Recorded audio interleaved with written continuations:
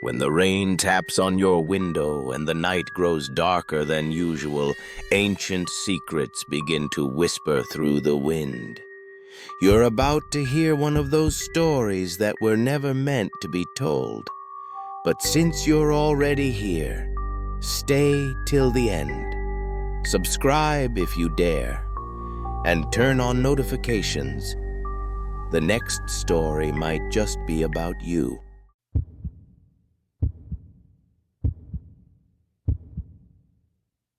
The car leapt and thudded over invisible depressions carved into the dirt road. In the back seat, Nina lifted her head and peered out into the night. A branch thwacked against the window and she let out a surprised yelp. Lena turned, reaching into the back to pat the head of her startled dog. "It's okay, baby. Go back to sleep." Nina opened her mouth wide, shuddered a yawn, and laid her head back down. She stretched out her long black legs, and her body seemed to blend into the darkness of the car. Aside from a scruff of white on her chest and tail, she was black all over. "She's hungry," Lena said to her father. "Me too, hun. But we'll eat when we get there." "Okay." Lena turned, pressed her forehead against the cold window glass, and shut her eyes. The motion of the car led her to the edge of sleep, and a sudden jolt took her out of it. The car lurched over several deep gashes in the road, and Lena felt her stomach drop out more than once before her father cursed under his breath and brought the car to a stop. Nina looked in from the back seat. Lena bit her lip and eyed her father, Mark, who stared bleakly ahead. The high beams illuminated nothing but the crooked branches of dead trees wrapped around the car like a cocoon. Lena wondered if they were stopping for... "Looks like we're here," Mark said. Both Lena and her father knew they were lost, but no one said a thing, and they went on with the charade that everything was A-OK. It was a pattern they'd gotten used to this past year. Mark cracked open his door. A tendril of crisp forest air slipped through the opening, illuminating the car's stale interior. The change tickled Nina's nose, and she erupted in a series of sneezes. "Bless you," Lena said. "You okay, sweetie?" Nina stared up at Lena, a glob of snot dangling from the end of her wet nose. "Help me with the tent."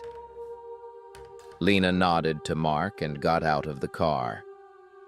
Nina's ears perked up as she watched the two of them walk to the back of the car and pop open the trunk.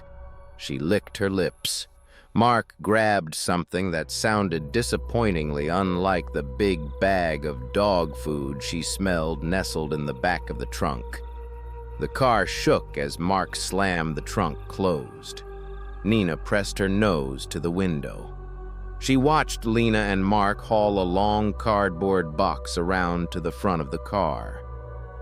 As they passed, Nina caught a glimmer of something in the woods behind them.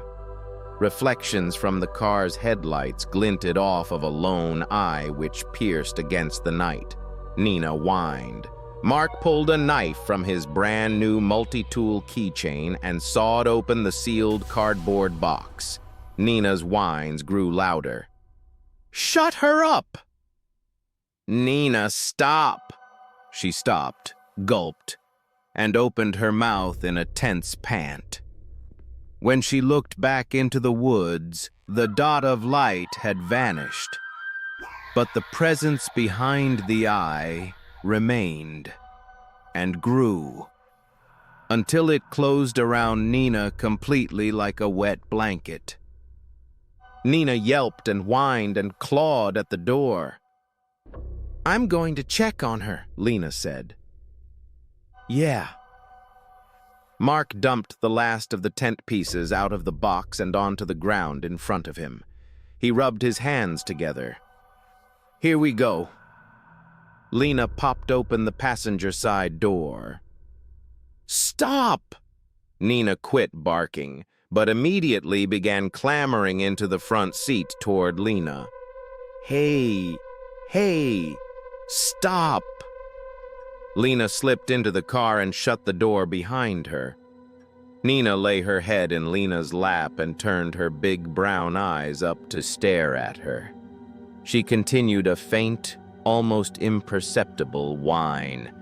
"Okay, I know, it's okay." Lena rubbed her hand down Nina's back, flattening out hair that stood on end. Soon enough, her breathing had slowed, but her eyes remained wide open. Lena peered into the darkness. "What spooked you, girl?" Nina took a deep breath and sighed. Lena sat with her for several minutes, continuing to pet and speak softly to her. She watched her father struggle with the tent, but couldn't bring herself to leave Nina alone. Her eyelids grew heavy, and she was soon asleep, her chin resting on the rise and fall of her own chest.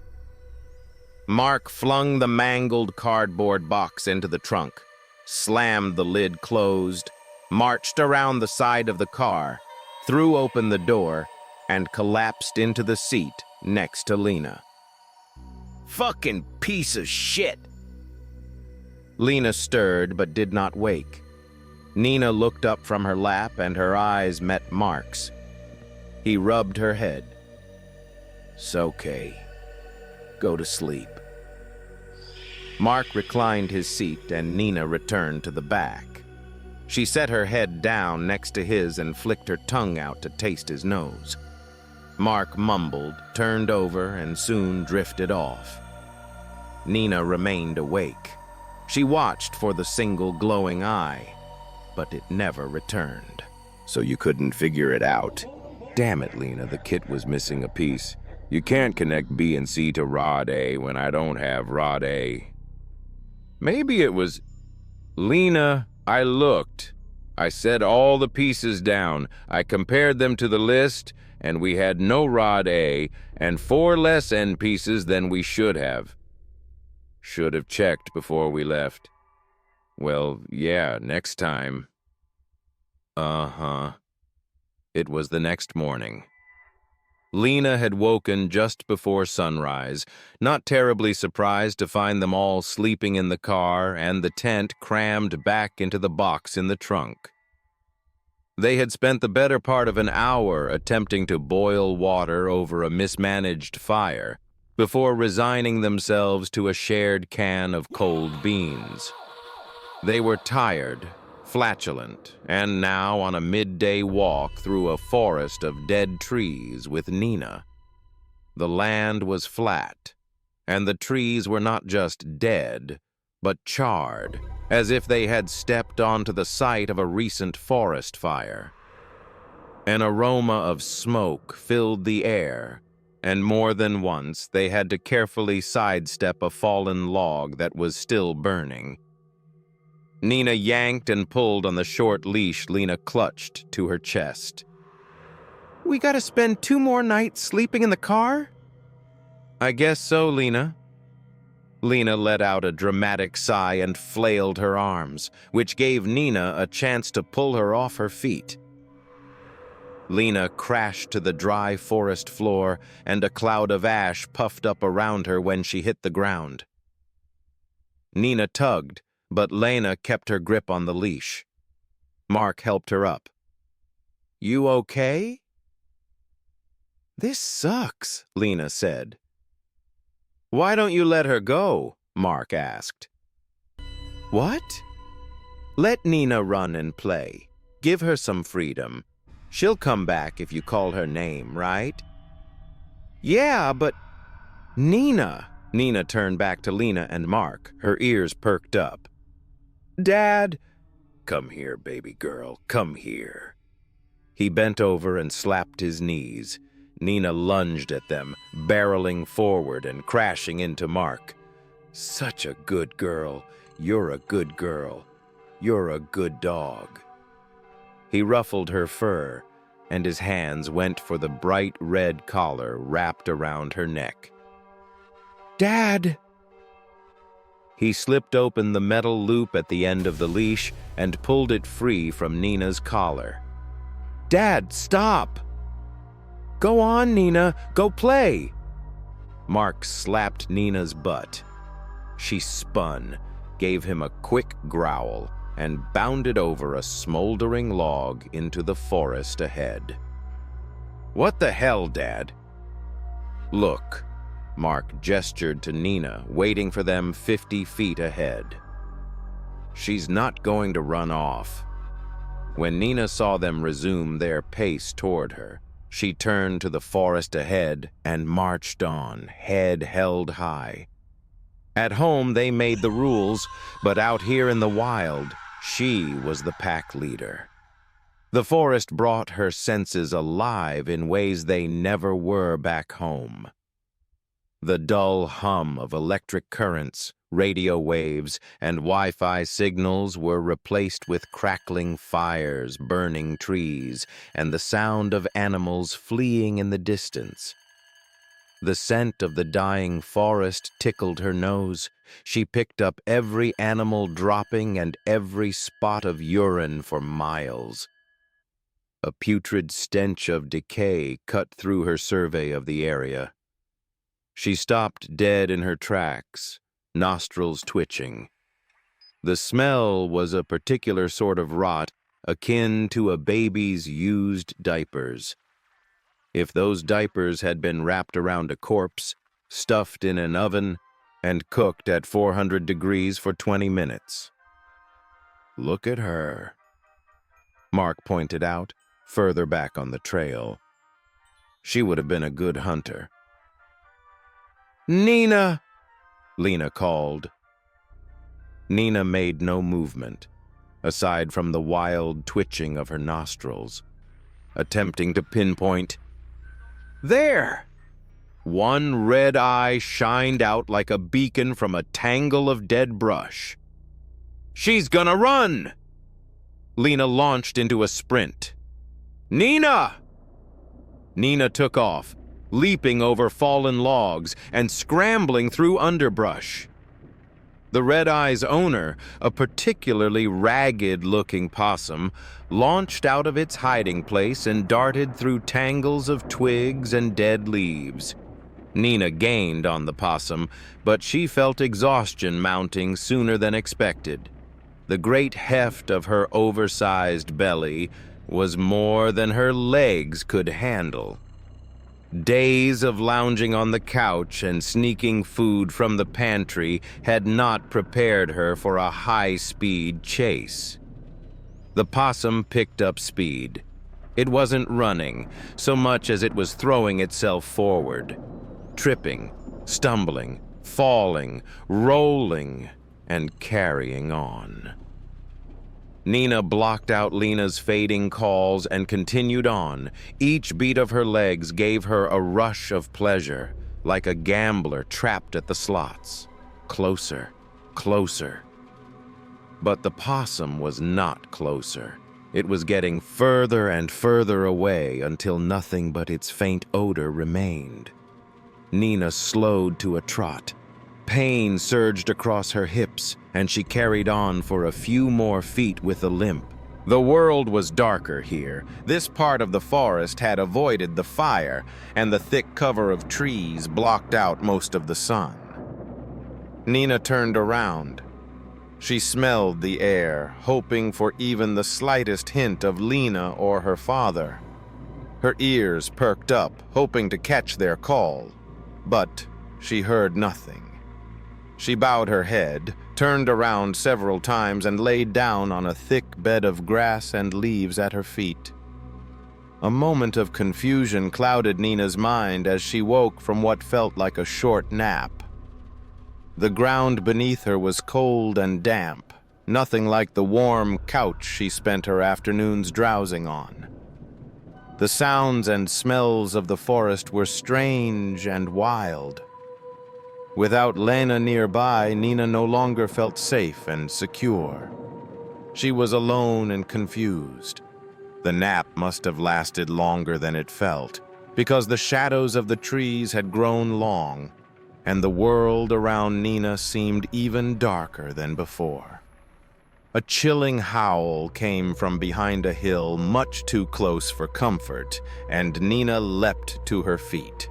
She tested her legs, painful but workable, and gave the world a long sniff. The scent of the red-eyed possum was faint but still discernible. With nothing else to go on, she followed it. The possum's trail led her much deeper into the forest, hopelessly far from anything even resembling a human scent. For more than an hour, she climbed steep hills and burrowed through vegetation that covered the ground for miles. The scent of the possum rose and fell as she wound back and forth from its path. After tracking the same scent for quite a while, she wondered if it even was the possum's, or if she had lost it and was now following some phantom of her imagination. She wasn't a hunting dog. The longest she ever tracked anything was when Lena filled her food bowl and Nina followed the smell of dry kibble to the kitchen downstairs. But soon the scent picked up again, stronger now, along with several other pungent foreign odors. Nina swayed her tail and carried on. She stopped and tilted her head when she finally reached the end of the trail. The possum lay dead at her feet. Not just dead, skinned. Only the pelt remained. Nina nudged it with her nose and was surprised by how old it smelled. Not like a fresh kill, but like something that had sat rotting in the woods for weeks or months. She gave it a hesitant lick, then 2 more, puzzled. She tasted no meat or blood, only something deeply bitter. She pushed her nose further into the possum's hollow corpse and found a small pool of oily, bitter sludge. Nina licked it again. The black goo coated her tongue and made her stomach twist. She darted away, chewing on mouthfuls of grass until the taste faded. The sludge stood out against the bright green beneath her paws. Even with weak eyesight, she could trace its trail as it oozed away from the possum's empty skin and curled around a bend ahead. It continued downhill, leading to another corpse. A wild boar. It lay on its back, hooves frozen in the air. 2 tusks curved out of its slack jaw. Nina watched as the boar's belly slowly swelled, like an inflating balloon. The folds in its hide disappeared as the skin stretched tight. Nina crouched, bracing herself. Bang! A strip of flesh along the boar's side burst open, releasing a cloud of greenish gas, so foul that Nina gagged. Her eyes watered. She stumbled back and then froze. A black slime crawled past her. It oozed downhill in blobs, joining other thick globs, pooling around the boar's body. The corpse twitched. Nina whimpered, trembling. The boar shook again, harder this time. Its limbs jerked. The skin split wider. For a moment it went still. Nina waited. Nothing but a hush of wind rustling the trees above. Then, the boar moved again. More controlled. Deliberate. It lifted its head and looked around. Its right eye reflected the last light of day in a glowing red gleam. A ripple of fear traveled through Nina's fur. The boar stood unsteady on stiff legs. She knew it was dead, The stench proved it, the bloated belly, the torn skin. And yet, it walked. It turned and looked directly at her, then charged. Nina turned and ran like her tail was on fire. She darted through the trees. Branches scratched her face. Pain screamed through her joints, but she didn't care. She didn't look back. Then, she missed the ledge. She ran straight off the edge of a cliff and fell. Splash! She crashed into cold water, plunged deep, and surfaced gasping. The current dragged her. She paddled wildly, fighting the river. Ahead, jagged rocks jutted from the water. She tried to swerve, but the current shoved her straight into one. Her legs smashed against it. Snap! She yelped. Water poured into her mouth. She couldn't breathe. Her back legs were useless. She kicked with her front paws, but her body began to sink. Nina was part Labrador Retriever, a dog bred for swimming. But Nina had hated water from the moment Mark had tossed her into their backyard pool as a puppy. He'd thought it would awaken her instincts. Instead, it terrified her. From that day on, she never went near water again. Back then, they had lived in a house with a pool. Pool parties meant burnt burgers, soggy chips, and one very anxious black lab whimpering at the edge of the water, waiting for someone to toss her toy back. Only once had Nina willingly stepped into that pool. It was summer. She'd been napping in the warm grass while Lena and her baby brother Jacob played nearby. Their squeals and giggles filled the backyard. Then, silence. Nina lifted her head. No kids. She got up, trotted toward the door, then stopped. Something was floating in the water. Without thinking, Nina dove in. She swam to it. Jacob. She pushed his tiny body toward the edge, nose under his back, until Lena and Claire, their mom, burst outside screaming. Lena reached in and pulled her brother out. Claire yanked him away from her daughter's arms. They left that house a month later. Claire didn't come with them. Now Nina lived in a small second-floor apartment. No pool, no yard, no Jacob. Just Lena and Mark, and she had never set paw in water again. Until now. A sharp pain tore down her back. The river slammed her into the rocks and shredded her skin. Then, miraculously, tore her free. She floated again. Her head broke the surface. She gasped, spat water, and flailed her front paws.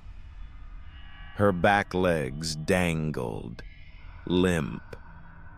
She saw a grassy shoreline. She fought toward it. Her body scraped against the mud as she dragged herself out, chest heaving, fur soaked, bleeding. Behind her, something climbed down the hillside. One red eye, two tusks, rotting flesh. The boar. It followed. Each step made a heavy snarling sound. Sludge dripped from its joints. Nina dragged herself through the grass, but she had nowhere to go. No cover. No escape. The boar charged. Nina flung herself back into the water. It leapt after her. Its left eye glowed red, the right an empty socket. Slime gurgled from its mouth. Water poured in. It didn't slow down. Nina paddled. The current picked up. The boar was right behind her. Then, a twist in the river pulled her under. She saw it from below, legs kicking erratically above the surface. The current would pull the boar down on top of her. She looked sideways and spotted something. A narrow opening in the rocks, like a tunnel. She swam toward it. The boar sank just as she slipped into the crack in the stone. Only her head fit. Her shoulders stuck. Panic. She twisted, kicked. Even her broken leg twitched. The water pressed from behind. The tunnel dropped deeper. She fought for air. No surface. Her paws scraped at the rock. She twisted, shoved, until suddenly something gave. She slipped through, into total darkness. She couldn't tell if her eyes were open or closed. She kicked, desperate, body burning, lungs on fire. She expected to breach the surface, but she didn't. The tunnel dipped down, deeper. She opened her mouth, took in water. Her body spasmed, convulsed, then stopped. No. It was the first thing Lena had said to Mark all day. "Just try one," Mark said. "It'll help you feel better." "Fuck off," she shoved him. The s'more he had spent 10 minutes roasting flew from his hand into the dirt. "Lena, come on. I know you're upset, but..." "But what?" This wasn't how the weekend was supposed to go. "Oh, really?" Lena walked to the car, yanked open the trunk, and grabbed the tent box. "That thing doesn't work," Mark called after her. She ignored him and dragged it into the woods. 10 minutes later, she had the tent up. She crawled inside, zipped it shut. She hugged her knees to her chest and tried to breathe slow and deep, like the school counselor taught her. It didn't help.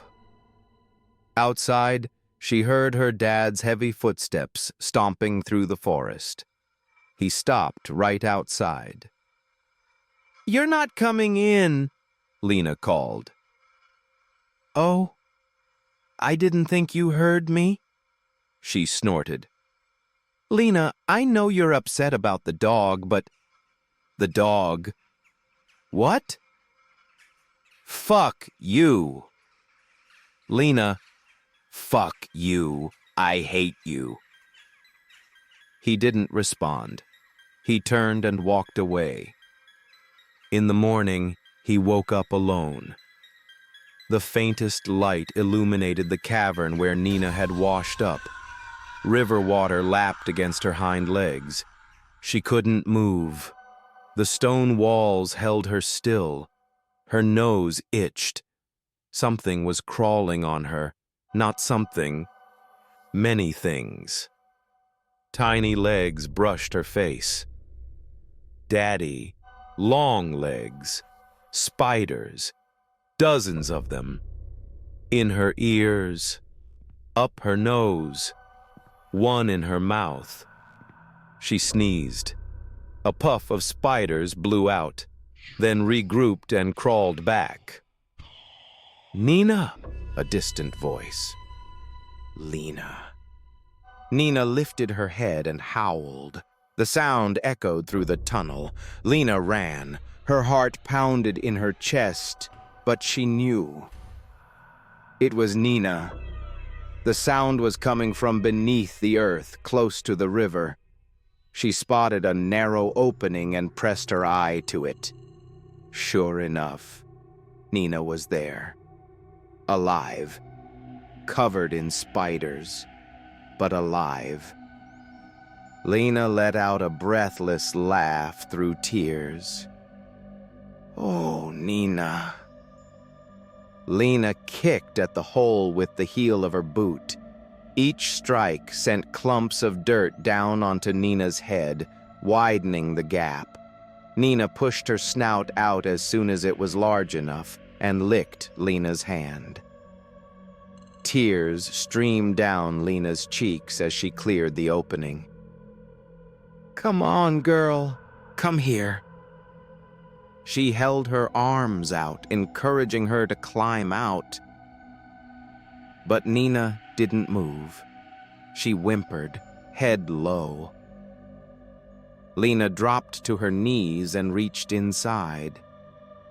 The crawling tickle of spider legs on her arms made her skin crawl, but she didn't stop. She wrapped her hands around Nina's front legs and pulled her out. As soon as Nina was free, Lena jumped to her feet and flailed her arms, shaking the spiders loose. She expected Nina to do the same, but the dog just lay there, motionless. Something was wrong. Lena bent down and gently touched her dog's hind legs. Nina let out a painful yelp. Both legs were clearly injured, sprained at the very least, maybe broken. Her front legs still worked, barely. After a long rest, they started the slow crawl back to camp. Nina dragged her body forward, digging her front paws into the ground. Her back legs trailed behind, leaving deep grooves in the dirt. They traveled like that, pausing often for Nina to rest, until finally, just before sunset, they reached the car. Lena opened the door and helped Nina into the back seat. She said, out of breath. "I wonder where Dad is." Nina stared at her and whined. "Aw, it's okay, baby. You're back now." But the dog kept whining. "Oh, geez, hang on."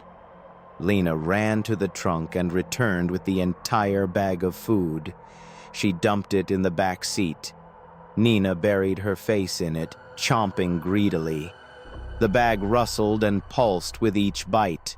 Lena laughed. She reached in and gently patted Nina's side. The light outside was fading. The sky darkened behind the trees. Lena stepped out. "Dad?"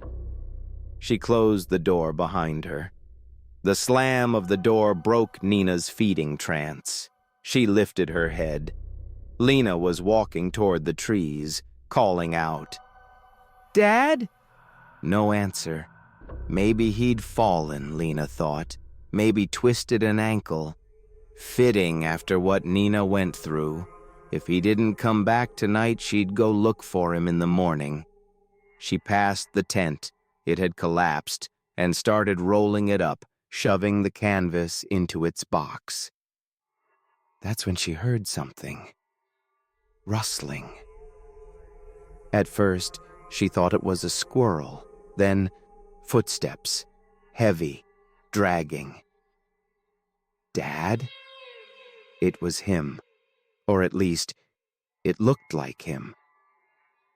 "Dad!" she called out, running toward him. Lines of dried blood streaked down his face. He limped. His eyes were glassy. Nina barked from inside the car. Lena ignored her. "What happened?" she asked, then froze. His arms wrapped around her. He didn't feel right. He felt soft. Wrong. She stepped back. And then his face split open, like a flower blooming. Nina howled. Lena turned and ran. She didn't fully understand what she saw, only that she felt it was not her father. The man who had been Mark staggered forward. The flaps of his face bounced with each step. His skin hung like an empty coat, Something black and wet rose from inside him, a column of writhing sludge that pulsed and twisted above his open head. His body collapsed, limp. Lena screamed. The black sludge lashed out and wrapped around her ankle. She fell, crawled toward the car. Too late. The cold slime slithered up her leg under her shirt. It was freezing. Lena gasped. The chill spread through her chest like liquid nitrogen. Her limbs stopped moving. From the car, Nina barked, clawed at the window, then stopped.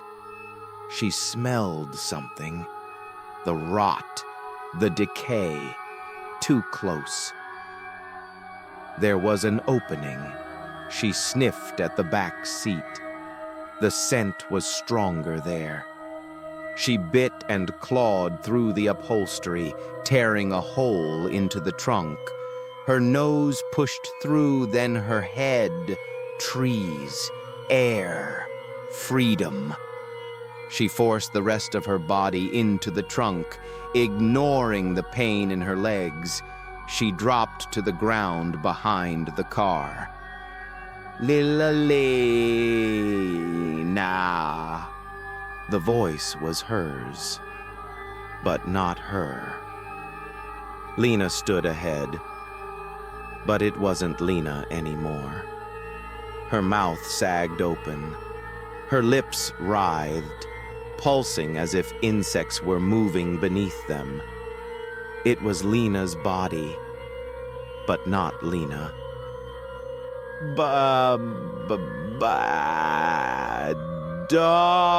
Doggy. She took a step. Nina whimpered, backing away. Her legs ached. She was alone. The rotting smell filled her lungs. She bared her teeth, growled. 2 sharp warning barks. Lena, the thing that looked like Lena, kept coming. Hands stretched into claws. Her face peeled back and lunged. Mom! Mom! 2 boys, Mason and Eli, ran up the wooded trail, panting. They had found a dog, a black lab, trembling under a dead, crooked tree. "Stay close," said their mother, Karen. The dog gasped, trying to stand. Her legs gave out. She collapsed in blood and mud. "What's wrong with her, Mom?" Mason asked. "Let's go back to camp." She grabbed his arm. He pulled away. "Can we keep her? Please?" "Tyler," she snapped. "It's Mason." "Whatever. Stay away from her." "But she's hurt." "Yeah, Mom," Eli added. "She's scared. Look at her." "Go get your father," Karen said. "I'll stay here." The boys ran off, already arguing over what to name her. Karen crouched low and slowly approached the dog. She spoke softly, gently, but the dog didn't move, just stared up with wide, haunted eyes. Karen reached out, then gagged. The smell hit her. The dog reeked of rot, like something had died and clung to her fur. "We'll need to give you a bath," she whispered. "A big one?" She smiled faintly, ignoring the stench. Poor thing. What kind of monsters would abandon a dog like this? She looked again at the blood, the twisted legs, the cloudy eyes, and whispered once more, "We'll give you a bath, for sure."